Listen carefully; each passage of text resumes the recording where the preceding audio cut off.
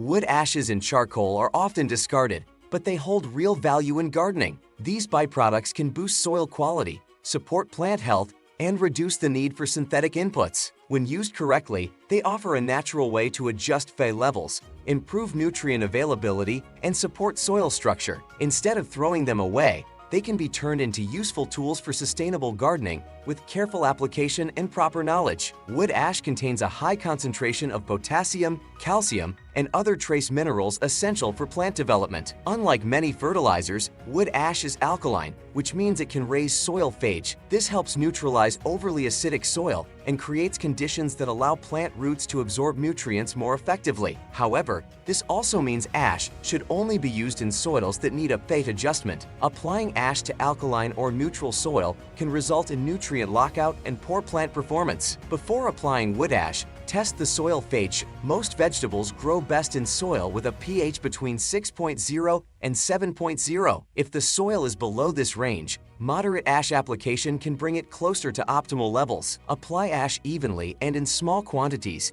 no more than 10 to 15 pounds per 1,000 square feet. Avoid clumping or dumping large amounts in one spot, as this can harm beneficial soil organisms and burn plant roots. Mix the ash into the soil surface to reduce the risk of wind dispersal and runoff. Ash can be applied before planting or as a side dressing during the growing season. Water the soil after applying ash to help it settle and activate its minerals. Avoid using ash around acid-loving plants like blueberries, azaleas, or rhododendrons, as these species require low-phase soil and will react poorly to alkalinity. Charcoal, especially biochar, works differently but also benefits the garden. Unlike wood ash, charcoal does not supply large amounts of nutrients. Its primary value lies in improving soil texture, moisture retention, and microbial activity. Biochar is a stable form of carbon produced by heating organic material in low oxygen. This structure creates tiny pores that hold water and nutrients while giving microorganisms a space to colonize. Crush charcoal into small pieces before applying it to the garden.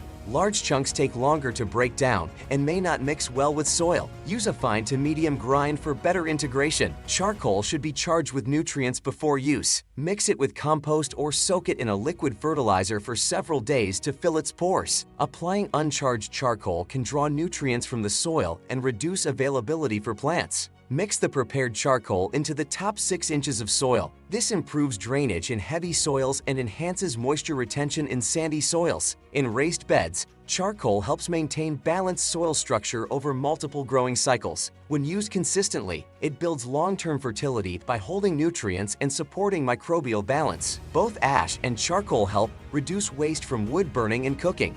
However, only untreated, chemical-free wood should be used for producing garden ash or charcoal. Ash from painted or pressure-treated wood contains toxins that harm soil and plants. Avoid using ashes from coal, trash, or synthetic materials, as these contain heavy metals and other harmful compounds. Apply wood ash and charcoal separately to control their specific effects. Ash raises pH and provides nutrients, while charcoal focuses on improving structure and microbial life. Combining both in the same soil can work if used in balance and applied according to soil needs. Monitor plant growth and soil pH to assess the impact and adjust application over time. Store unused ash in a dry, sealed container to prevent moisture absorption. Wet ash becomes clumpy and hard to spread. Store charcoal in a dry place as well, and keep it away from moisture and contaminants. Use gloves and a mask when handling fine ash or crushed charcoal to avoid skin and respiratory irritation.